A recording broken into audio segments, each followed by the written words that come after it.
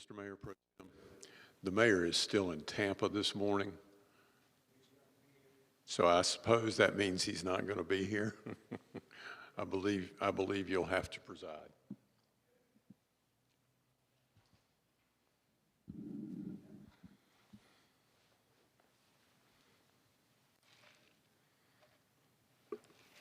All right. Good morning. First thing we'll do is we'll do a roll call. And Mayor Pro Tem, I am present. Councilman Charlie Robinbart. Kevin Spears. I'd like to be called Councilman Spears, but I'm here. Okay, Councilman Kevin Spears, sir. How's that? I'm here, Mr. Mayor Thank you, Pro sir. Tem. All right. Councilman Luke Waddell. Councilman Celeste Andrews. I'm here. Thank you. Councilman David Joyner. Here. And the mayor is absent because he's in Tampa. All right. So our agenda for Tuesday, November the 19th, consent agenda C1 is approval of the minutes of the council's agenda briefing meeting on November 4th, 2024, and the regular council meeting on November 5th, 2024. C2 is a resolution recognizing the appointment of the City of Wilmington Director of Finance. C3 is a resolution conditionally releasing public drainage easements within the Riverlight MX1 project, Riverlight Town Center.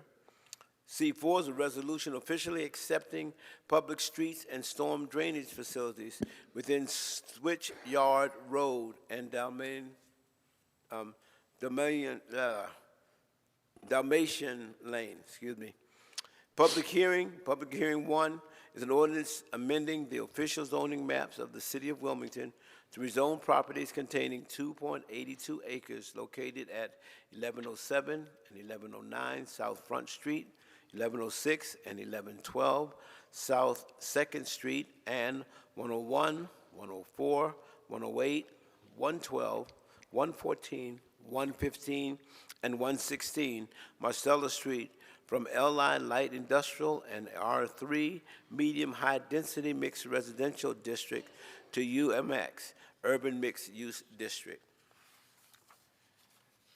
Public hearing 2 is an ordinance for the closing of the unimproved portion of the unnamed alley between South Front Street and South 2nd Street. Ordinances. Ordinance 1 is an ordinance for the closing of an unimproved portion of the South 23rd Street right-of-way located south of Gibson Avenue. This is continued from our September 17th, 24 meeting.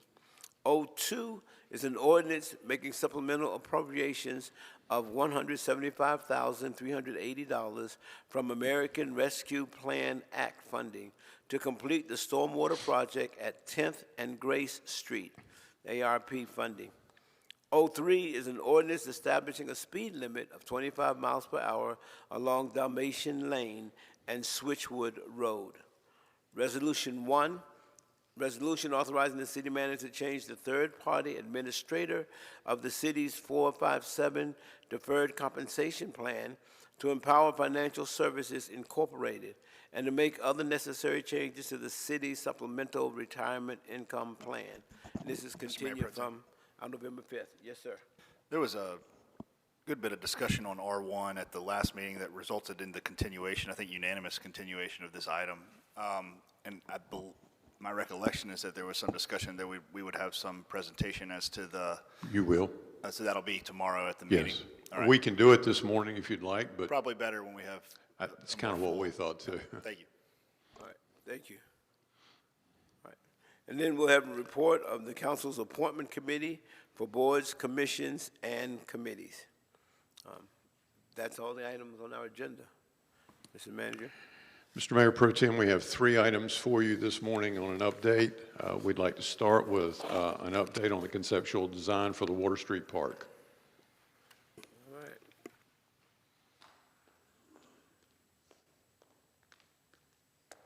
Good morning, Mayor Pro Tem, members of council. As the city manager said, we wanted to provide you with an update on Water Street Park. You'll recall that we were here last month to update you on where we are with this project. We then took a little bit more detailed presentation to the Ad Hoc Transportation Committee. And so today we want to provide the direction and feedback that we got from that committee. And the objective is to get council's blessing to finish design of the next phase of this park and prepare the documents for construction. So as you'll recall, we do have an adopted master plan for Water Street Park that was adopted in 2014. And what we are focusing on today is Area 3, which is depicted on this slide, which is the area directly in front of the federal courthouse. And we had to pause the design and construction of this park while the federal government made the necessary repairs to the bulkhead. Now that that's complete, we can resume design and construction.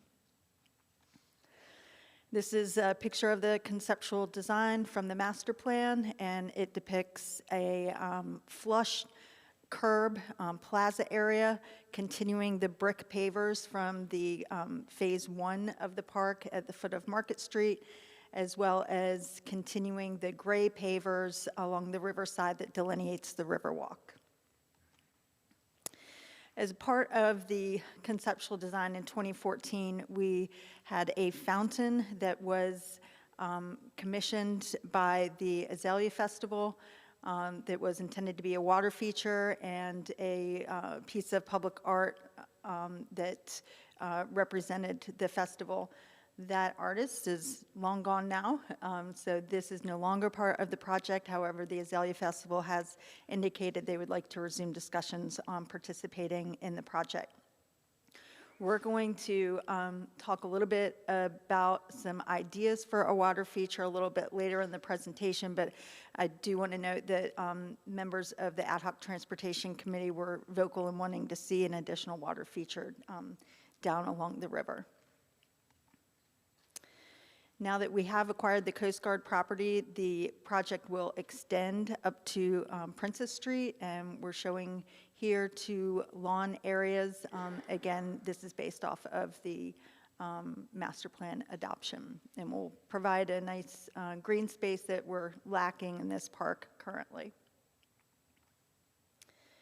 This slide depicts the vertical curb, which again transitions to a flush curb in front of the courthouse to maximize the usability of the space, particularly for special events. And here you can see the road ramping up to that flush curb.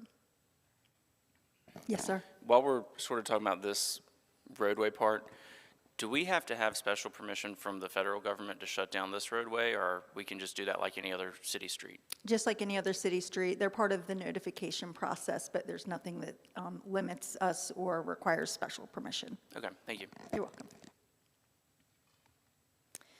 This is an engineered drawing of the relieving platform, which was part of that shoring up of the bulkhead project by the federal government. And the reason that we're showing this to you is to remind council and the public that the bulkhead work, because of this relieving platform, actually extends into the park and is a limiting factor in having a water feature in this area. It's not to say that it may not be able to be constructed, but it would be difficult. It would require a lot of engineering and would probably be more costly. Again, if it could be done, we're not prepared to say at this time. We do agree, though, that a water feature would be great for the next extension of the park, Area 4, which extends to Chestnut Street. This area is wider and could accommodate a larger fountain.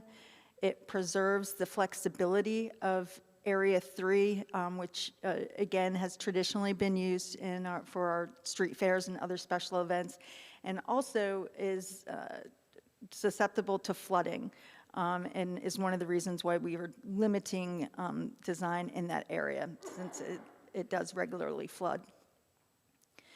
And Another item important to note is that we're ready to go on Area 3. It's funded. We have the design consultant, so with council's blessing, we're able to go forward with that project now.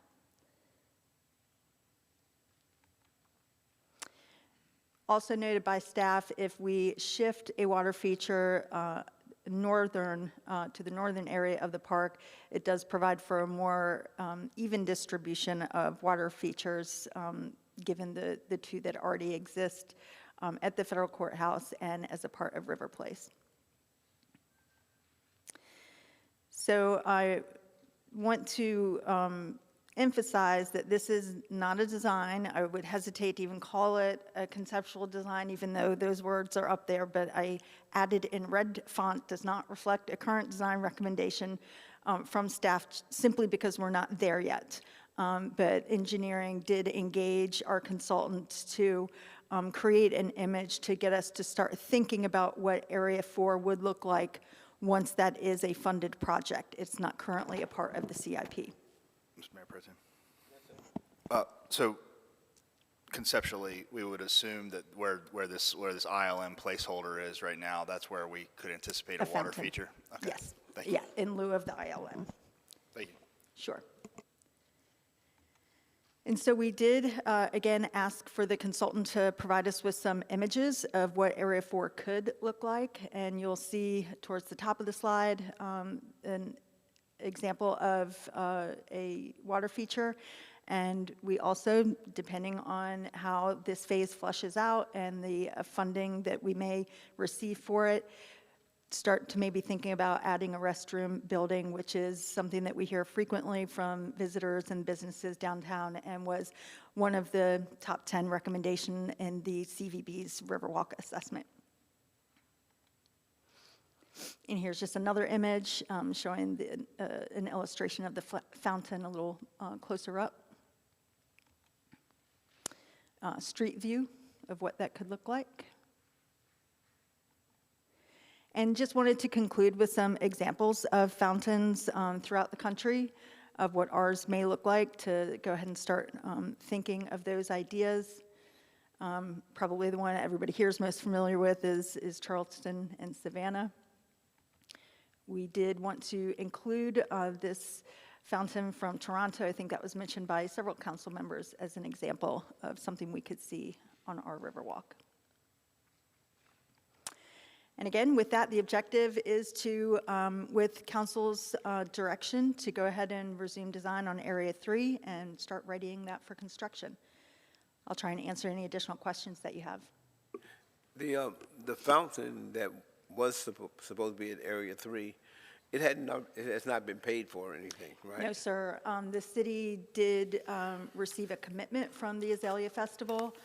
We, again, would have to re-engage with them, but they've indicated that they would like to have that discussion. Okay. Yes, sir. Area 3, I remember in the ad hoc transportation, I just want to make sure we reiterate, there will be palm tree elements Yes. there. We're not going strictly crepe myrtles. And then is there any way to integrate any palm tree element into Area 4? I don't see why not, if that's the direction from council. Just an idea. I'm just one guy, but Just to remind council, Area 4 is not even in the CIP at this point in time. I understand. Just in the design process, looking forward, I mean, I don't know if they're quite a bit more expensive than a crepe myrtle, but to break up the monotony would be good. This looks beautiful, and I mean, I've been an advocate of a water feature for a long time, so I'm excited to see it maybe come to fruition. Yes, sir. Thank you. Yes, sir. Thank you. You're welcome. All right. Mr. Manager? Mr. Mayor Pro Tem, our second item is an update on the American Rescue Plan Act.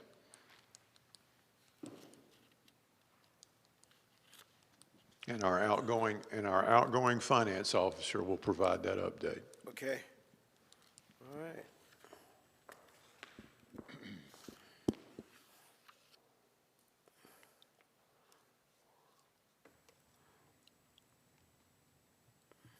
All right, good morning. Good Mayor morning. Pro Tem, council members. This morning, we wanted to give you a high-level update on where we're at with the American Rescue Plan Act funding. And so we're just going to go through what we've done with the plan and where we're at with meeting our deadlines. So as you recall, the city received $25.9 million. This was received in 2 installments. First half was received in June of 2021, the second half in June of 2022. There were 2 deadlines that we have to meet with this funding. The first deadline is December 31, 2024, so next month. We have to have all of the funding obligated. What that means is all of the funding has to be under contract or ordered before December 31. Any funding that is not obligated will have to be returned to the U.S. Treasury. So as you'll see in the next couple slides, we are on track to meet this deadline by the end of December. The next deadline is our spend date, and that is December of 2026. So all of the funding that is currently obligated, we have to spend and pay out by December of 2026. Any funding remaining at that time that's not yet paid will have to be repaid back to the U.S. Treasury. And then the city is open to an audit for 5 years past that. So through 2031, the city at any time can be audited by the federal government on how we spent these funds. So when we first were told that we were going to receive these fundings, the city created a staff committee to come up with plan recommendations on how to spend the funding. So we brought that funding plan to council, and over the years we brought several adjustments to the plan. So where we're at currently with this plan is, again, we kept with the 3 categories: economic and community assistance, city and community infrastructure, and then city response and recovery, as we have allowable $10 million of this funding to be used as revenue loss. And so that is what we were able to use for where we lost revenue mostly with the convention center, and use for staff administration and bonuses that we gave to staff, as well as purchasing our supplies and stuff that we needed. So the figures there are where we ended up with each of those categories. So the next 2 slides will go over the 3 categories and all the programs that are within these categories. We have the program name, then the amount that has been obligated to each of those programs, as well as the amount that we have spent to date, and then what the balance is that we have to spend before December of 2026. So with a few of these, we are, staff is keeping constant contact with the programs to make sure that, they're going to spend it on time, and that we get the supporting documentation that we need to justify what the funding has been spent on, and that it follows the original intent of the programs. With the few that we have left to spend, the job training and placement, this is with the Film Commission. And so as film is picking back up this year, they will be drawing those funds on a few of the films that they will be participating in, and they are bringing in people and training them and getting them jobs in the film industry. Wilmington Tourism, this is one that we brought back to you last year, and the CVB is on their way of, getting the items acquired and spending that as well. The item at the bottom, the Homeless Outreach Program, staff brought a presentation to council back in April or May to go over a few of the items that we were going to purchase with these funds, including a laundry trailer and a shower trailer to help with the unsheltered people. And they are working through procurement of this, and we'll have that spent within the next couple months as well. Some other items in the next category, we have the Digital Divide. This is a collaboration between 3 companies. We've got Stigler EdTech, Cape Fear Collective, and Step Up. So the 3 of those are working together to provide training, job training in technology, and place people with permanent jobs. And so they are working through their first cohort, and are planning to have everybody in permanent jobs by the end of the calendar year, and then they will have their second cohort starting in the spring. Technology upgrades, cybersecurity. This is our communications and IT department working on some various upgrades, and those items are going through procurement now. And then we have Stormwater 10th and Grace, which is on your agenda for tomorrow night to approve. This is the final piece of that stormwater project. After we were given the original guidelines for the ARPA funding, they came out and included stormwater projects that were shovel-ready to be included as eligible items.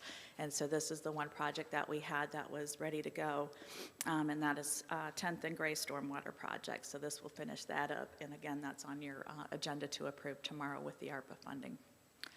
The Salvation Army Road, this is the city putting up $1.3 million towards the new road to their new facility. And once they get that constructed, which is scheduled to be completed in March of 2025, the city will do our inspection and it will be turned over to the city, and we will take ownership of the road at that time. And once we are satisfied with everything, we will pay that funding out to them. IT data center move, this is moving our server from 315 North Chestnut over to the Skyline Center. And again, that is on its way, and they will have that moved and finalized in the next several months. The UV lighting at Scott Thallian Hall, that is just one of many different locations. This is purifying the air in the different public facilities that we have, and so they are currently underway with finishing that one as well.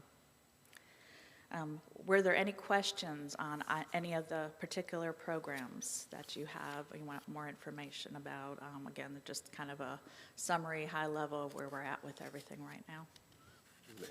Bottom line is all of the money will be spent. Yes, We're sir. not sending any money back. Correct. Here is our summary. As we mentioned, we will be completed with the obligation deadline before the end of December. $25.9 million. We've got the one program that is on your agenda for tomorrow night for approval. And then we have already spent $21.8 million to meet our December of 2026 deadline. We have $4 million left, and as I went through, all of that is planned to be spent within the next year. So we are in a really good place to get this done. And the city has been able to help a lot of different agencies within the community with these funding. So with that, I'll have any questions that you may have. The homeless outreach program. Yes, sir. You mentioned they're getting a trailer and a shower. Yes, sir. We brought there were several items, so we partnered with the county, and the city provided 4 officers and with the county Right, I remember social that. workers. And so we went through that, purchased the equipment and everything and salaries for our officers on that. And then we noted that we were going to have funding remaining, and so we brought back a presentation. So they purchased a shower trailer, a laundry trailer, a side-by-side to help them get into the wooded areas, and the generators to help run the other pieces of equipment. And so they've already been ordered and on the Yeah, way? we had to do a RFP, put them Right. out to bid, and so all of that is working through procurement now, yes. Okay. Thank you. All right, thank you. Is this your last report? This is my last report. Oh, man. Thank you so much. All right, Appreciate thank you. you. All right. Thank you, ma'am. Thank you, ma'am. Mr. Mayor Pro Tem, the final item we have for you this morning is a sustainable municipal building policy. Okay.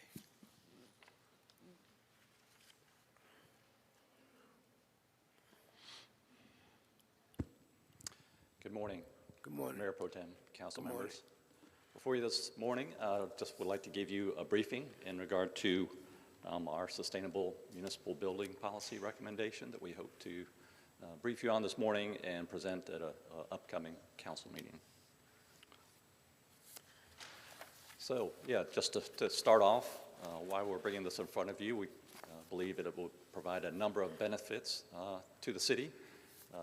Things like optimizing the economic performance of our new construction of city facilities through things like less energy and water utilization, which would lead to lower utility costs across the board, as well as ongoing cost reductions from reduced operations and maintenance costs. Additional benefits are things like the conservation of our natural resources, focusing on our city staff with improved indoor air quality for better health, comfort, and productivity. After all, our city staff is the most important and valuable asset we have within our city facilities, as well as just wise use of our dollars that we're using to spend to operate our facilities. It also would be an excellent example of just leading by example and providing wise use of our construction dollars. As we put this policy together, we reached out to a number of peer organizations across the Southeast and particularly here within North Carolina. All of these cities have formally adopted a LEED building policy to address all of their new construction and major renovations. As you can see, it goes back a number of years for some of the adoption of policies in these sister cities. As well as, globally, the LEED green building policies is the most widely accepted, most peer-reviewed, and most widely accepted, for globally new construction projects. As well, the policy would, it's been supported and recommended across a number of different avenues from the city, all the way back to our comprehensive plan, which was adopted in 2016. There were a number of references incorporating sustainable design and energy efficiency, as well as the ad hoc Clean Energy Policy Task Force, which was put together by the mayor. They recommended in their final report, one of the first tier of recommendations was putting a policy such as this in front of the city. As well, it's been more recently supported and recommended to bring forward through our Clean Energy Advisory Committee, as well as it would help us achieve some of our long-standing citywide goals, such as our greenhouse gas emissions reduction goal, as well as transitioning to cleaner energy for the operation of our facilities. And we have some real-life case studies which we believe support accepting a green building policy. Going back to look at real-world examples of a couple of our fire stations, we can look at Fire Station number 3, which was built to LEED Silver standards in 2015, and we can compare that to LEED, a facility which did not pursue LEED but was built to high standards as well, which was Fire Station number 5. Both of these facilities incorporated things like energy efficiency, LED lighting, occupancy sensors. However, Fire Station number 5 did not pursue the LEED certification and kind of that additional rigor that the process entails. And we can see, and just from our ongoing energy monitoring of all of our facilities, but when we drill down and look at these two, I'll have you look at the column on the far right, which entails the energy use intensity, which is a way that we can kind of compare similar facilities, even though they may not be the same size. What we focus on here is how much more energy efficient the station that went through the LEED certification project is.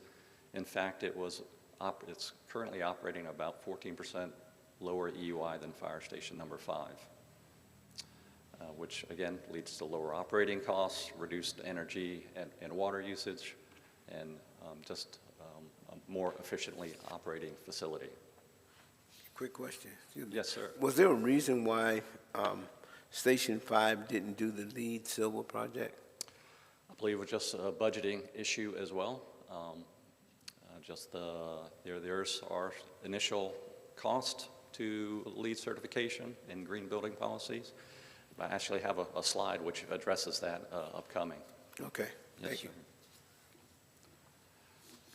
So what does the policy recommend? Let me go back real quick. So what the policy recommends, and to note that this applies only to city-owned and city-occupied buildings, so not to any leased spaces or anything like that. Mr. Mayor Pro Tem. Yes, sir. Before we get into the details of the recommendation, where are we at in the development process? And then does that have to formally come to council for approval? It would still need to come in front of council. So the policy itself has been vetted through our Clean Energy Advisory Committee. It's been presented to our executive management team. And next step is bringing it to you as an agenda briefing item here. Okay, thank you. Yes. So the policy recommends for every project that's over 10,000 square feet that should achieve a LEED Silver level of certification. And to note for that the city manager, there is a waiver option if it's shown to be more than a 10% cost premium over normal methods. And for projects that are less than 10,000 square feet, we recommend LEED certified level of certification for the facility. So LEED Silver for over 10,000 square feet, LEED certified for anything under 10,000. And both have that waiver option. Getting into that cost question you brought up, while we do recognize that there are initial cost impacts, the ongoing benefits of following a process like this studies have shown that it's only about a 1 to 2.5% initial cost of construction impact, with a payback period ranging from 3 to 7 years for that silver level of certification, and for even less than that for the certified level of green building.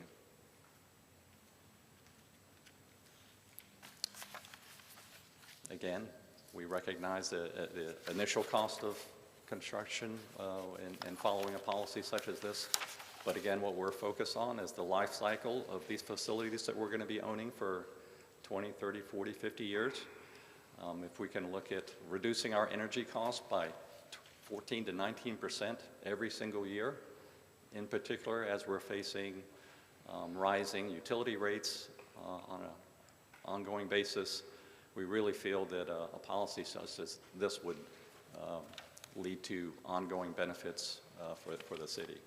So again, lower operating costs, healthier indoor air quality, reduced water usage, and in particular, looking at helping us achieve those greenhouse gas emission reduction goals. Yes, sir. Councilman Wandell. This is for city-owned and occupied buildings. So if we are a tenant in a building, would we somehow compel the owner of that building to comply? How does that or occupied work? They would not be subject to the policy. We certainly do hope that this would kind of lead by example and perhaps impact the private sector to voluntarily adopt such. Put that policy, if we were doing an upfit to our own space in an occupied building, then we would comply with our policy, basically, is how that should read, I think. Is it a city-owned building or It says city-owned or occupied, and that's where I'm kind of just trying to figure out what's the or occupied portion. Yeah, I guess similar to like perhaps even like Skyline. I mean, we like the lease spaces on those floors would not necessarily be subject to it. Like some of the leasing space that we're looking to. Councilman Waddell, it's an and, it's not an or. Okay. Owned and occupied. Understood. So the, for instance, then that's helpful clarification. So for some of the property that we're in process of in Skyline that we're attempting to lease, if there's a tenant upfit that needs to happen in order for the lease to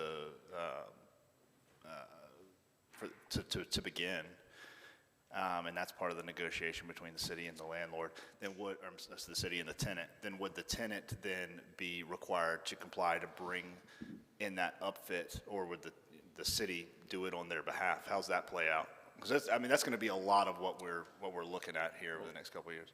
One detail in regard to like what they consider a major renovation, if it's just things like moving drywall around, that's not necessarily an area that would have to follow the policy. So major renovation would include major updates to mechanical operating systems.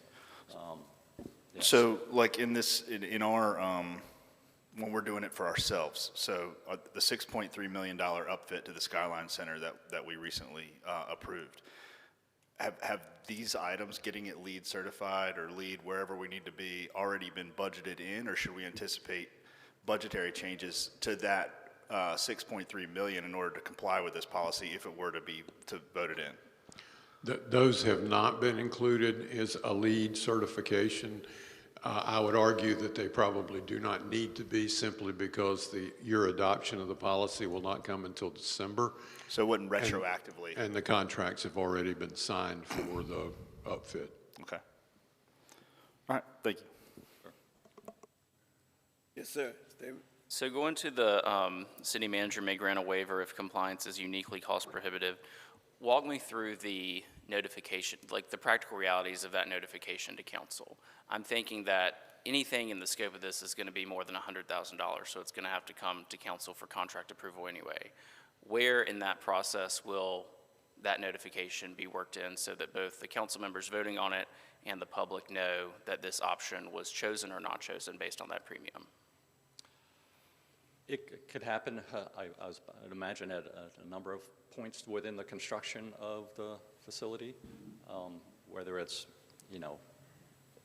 initially at the very project approval basis, or even if it's, during the construction process, if costs overrun or leading to that, hitting that 10% cost premium, it could be implemented at that point as well and brought to trial. Councilman Joyner, the answer is that it is not currently in the policy specified. Anything under $500,000 in terms of construction can be signed by the manager. It's $90,000 for services. But I would imagine we would need to set up an administrative process that would allow you to be notified every time that the manager chose not to pursue the LEED certification. I do think that that's important to include in the policy. I think that we need general notice for council members to know whether this has been triggered or not, and I also think there's a public interest piece to knowing that. So I'd Yes, like sir. to see that worked in somehow. Yes, sir. Thank you. Mr. Mayor Pro Tem? Yes, ma'am. Yes. So back to that last slide, we know that our ongoing cost savings are going to be between 14 and 19% estimated. So I would suggest that the waiver point at a 10% premium is actually too low, that it should be a minimum of 14%. Because we've got to take into consideration the life cycle costs that we're saving. Okay. Good observation. Thank you. And just to wrap it up, the policy really does look at these triple bottom line benefits of such a policy, not only the economic, but also the environmental and social impacts of a policy such as this. And again, really hoping this would inspire sustainable design throughout our community. Okay. All right. Happy to take any additional questions. All right. Thank you. Thank Good you. presentation. All right. Mr. Mayor Pro Tem, that concludes everything we have for you this morning. Okay.